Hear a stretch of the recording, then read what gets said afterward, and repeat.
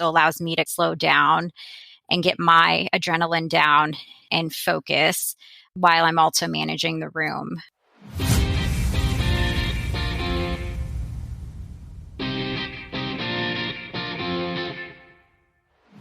Hi, everyone, and welcome to the Pediatrics podcast. My name is Zach Hodges. I'm a current PICU fellow at UT Southwestern in Dallas. And I'm Alice Shanklin. I'm a Peds ICU fellow at Children's National in Washington, D.C.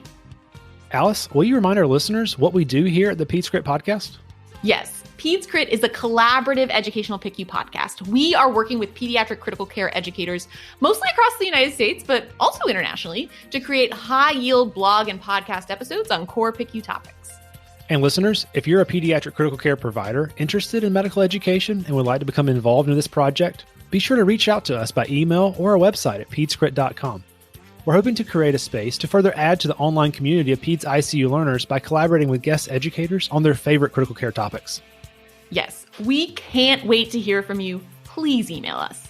Zach, who are we talking with today? So today we're speaking with Gina Patel and Alyssa Stoner. So first, Alyssa is an assistant professor of pediatrics at the University of Missouri, Kansas City School of Medicine and is a pediatric intensivist at Children's Mercy, Kansas City. Yes. And Dr. Gina Patel is a second-year Peds Critical Care Fellow at Children's Mercy. She's from Atlanta originally and did her residency there. In these next few episodes, we're talking about the essentials of intubation. This is a multiple-part series, and so you'll have to stick with us. And on part 1, we're focusing on intubation checklists and the use of a handy SOAP-Me Mnemonic to make sure you have everything you need when it comes time to intubate.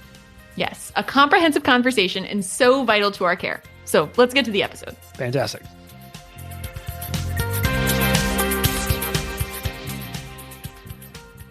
Thank you so much for listening to PedsCrit. We are here with Dr. Gina Patel and Dr. Alyssa Stoner to talk about the essentials of intubation. Where are you two coming to us from today? My name is Alyssa Stoner. I am one of the critical care faculty at Children's Mercy Hospital in Kansas City, Missouri.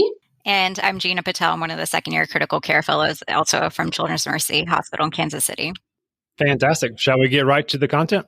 Yeah. So when I talk about essentials for airway preparation and intubation, I really like to use an example to kind of guide us through this scenario. So the case that we're going to talk about is a 3-month-old female. She has bronchiolitis.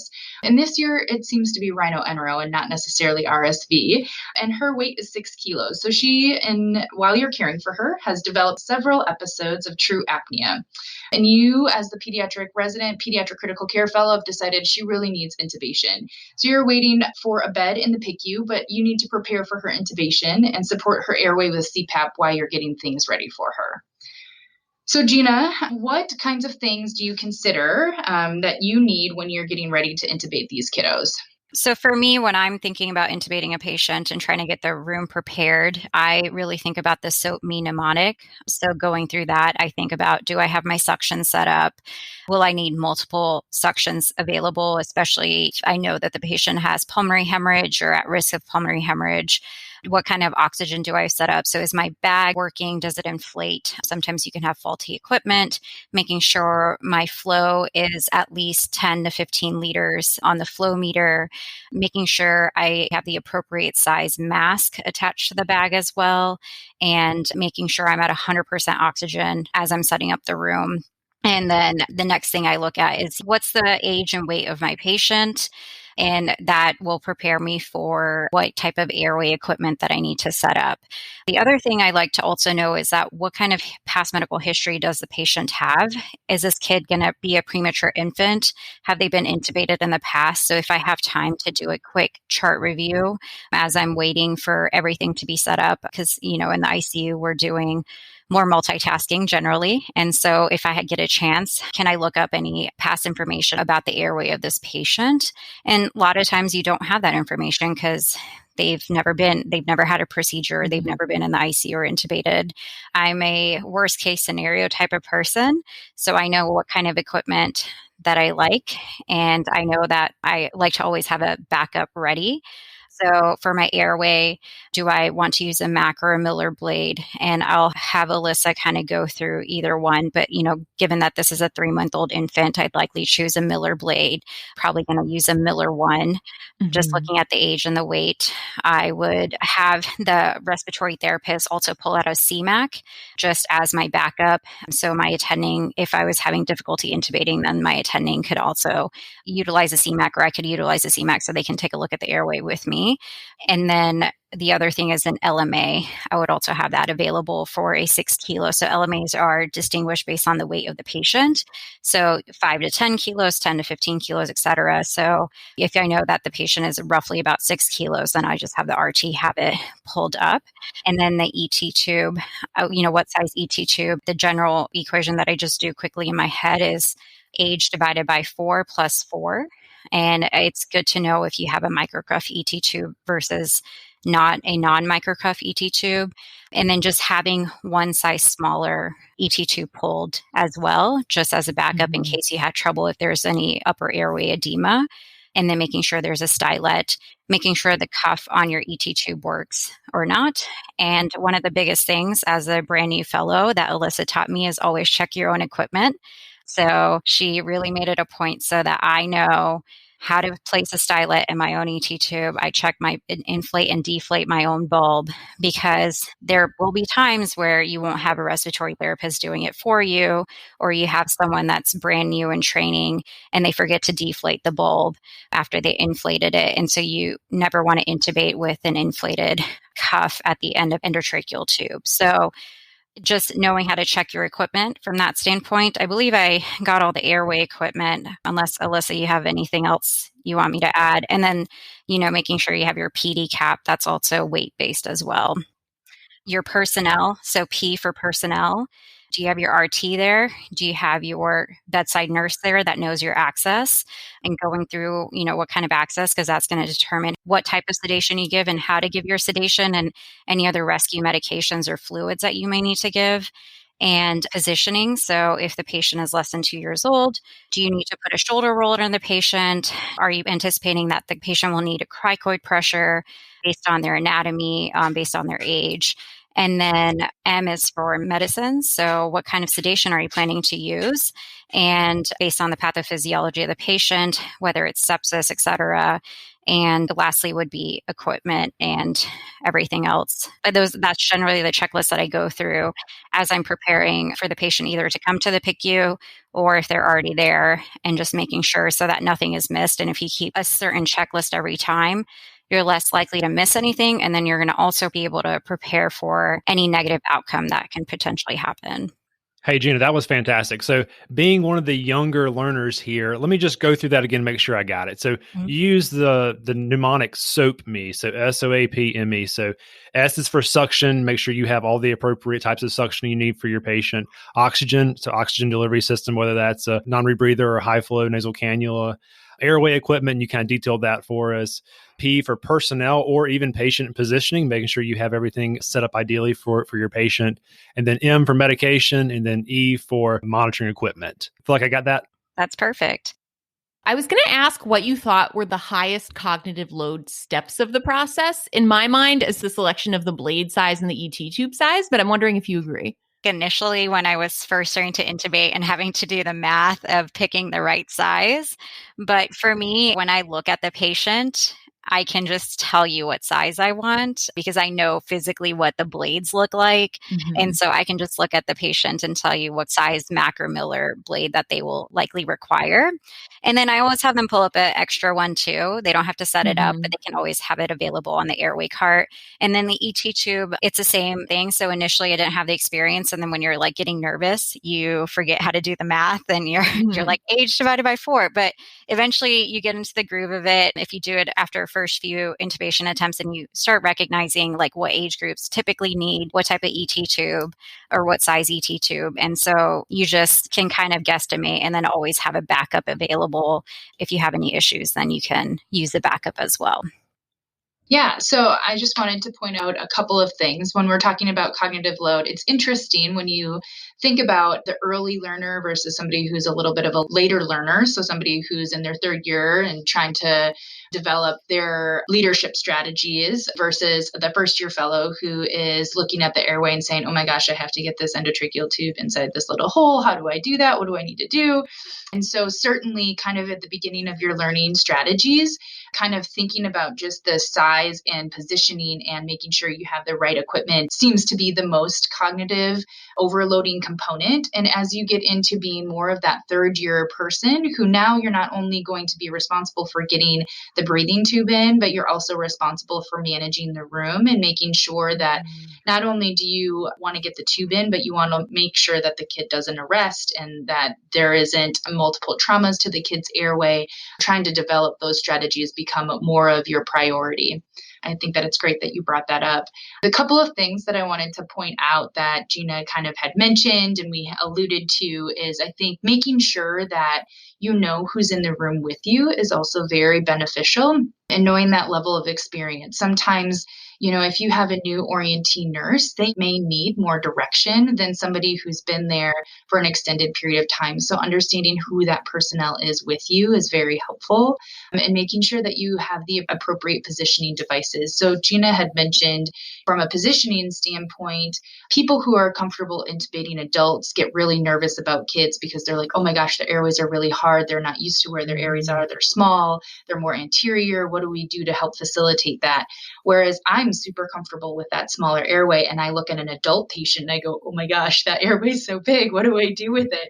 And so understanding that different body habitus are going to impact your positioning. And so for a pediatric patient, they have a large occiput, particularly those infants. And so having a shoulder roll is going to be helpful in that situation.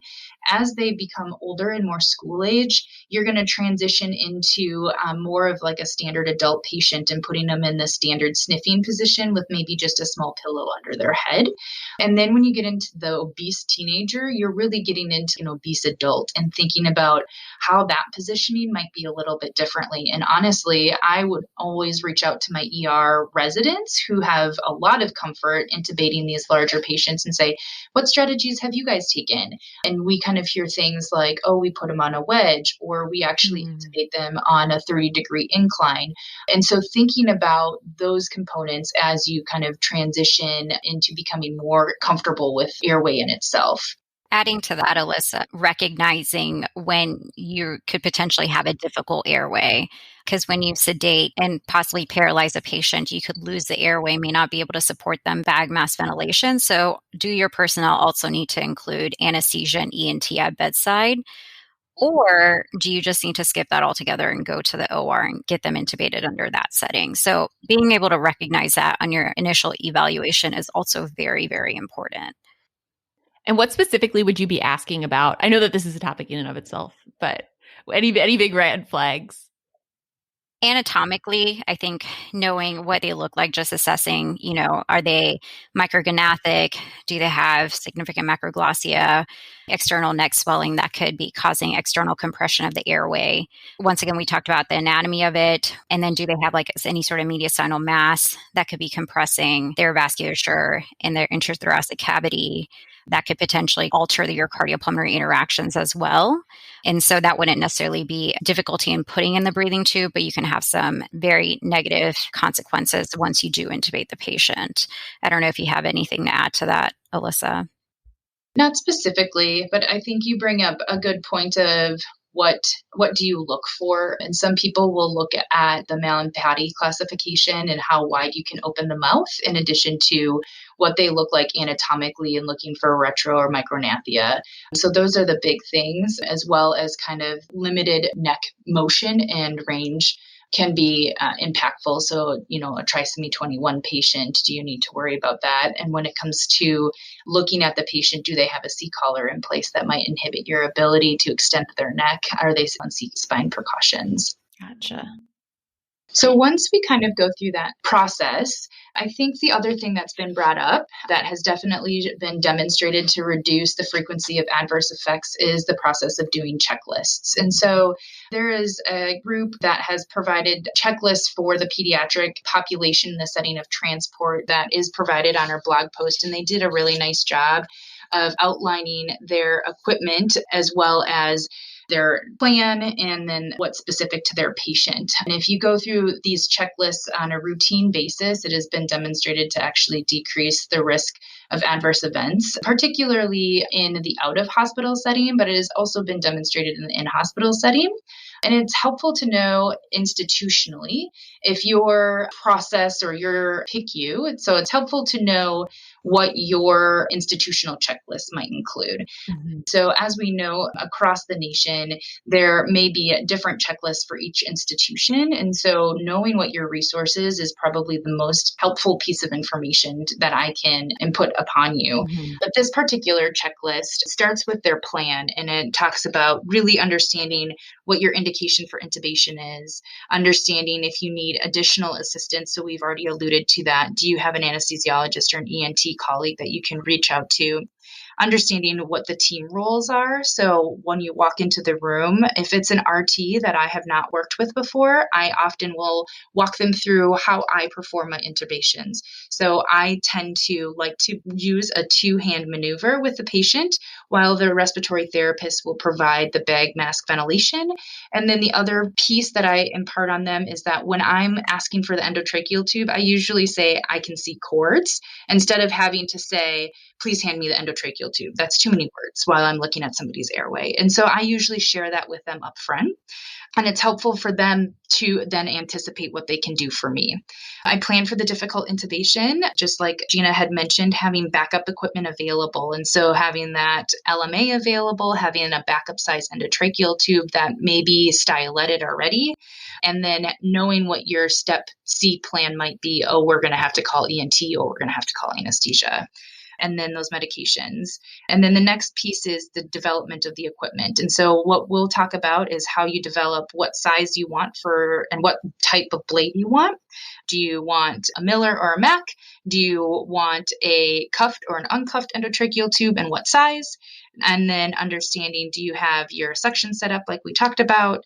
Do you have your tape? Do you have your stylet? Do you have your way to verify your breathing tube? So not only do you need a stethoscope, but you probably need some end tidal as well. And that also can be specific to your institution. So do you have it connected immediately to your ventilator, or is it connected to the monitor on the screen? Or do you use the PD color cap changes? Or do you do a variety of both or a combination of both? Do you have your ventilator and is it set up appropriately? And do you have your alternative airway adjuncts? And then the last piece of the checklist that this particular checklist covers is the patient. So optimizing patient equipment, which we've already addressed. Understanding, does your IV work? So it is the worst case scenario when you go to intubate somebody and you go to give them meds and your IV isn't working. So then your backup plan, do you want to get another IV? Do you put an IO in? Are you going to do IM meds? So understanding what that might be. And then indication for nasal gastric emptying. So do you need to decompress their belly? So is this a kid who's been on non-invasive support and their belly is ginormous and they don't have a way to decompress their abdomen? You might want to drop an NG before you intubate. I've definitely seen in multiple instances where we've had kids arrest because their bellies are so blown up. So making sure you kind of consider that. And then monitoring. We didn't really talk about monitoring. So what do you want for your monitoring? Great question. I mean, this is another part of setting up the room that I automatically also work on. And that's, I look at my monitor and make sure we're getting blood pressures at least about every 3 minutes, especially if the patient doesn't have an ART line.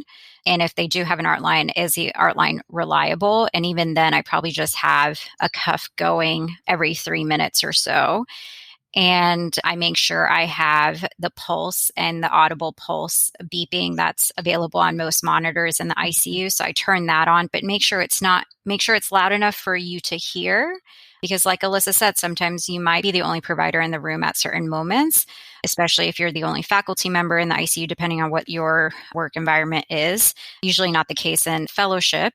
But you want to make sure it's loud enough for you to hear so you know how the patient is doing hemodynamically, making sure they're not getting bradycardic and whatnot. But you don't want it to be too loud so that it's taking over and it's difficult to communicate or people are having to shout over it just to communicate with each other. And then the other big thing that's sometimes missed is making sure your blood pressure cuff is not on the same extremity as your pulse oximeter. Because then when your blood pressure is going off, your saturations drop and you're like, whoa, you go into panic mode and you're like, wait, is the patient going into respiratory failure and arresting or about to arrest, or is it just mechanical and I'm really just doing it because we're running the blood pressure?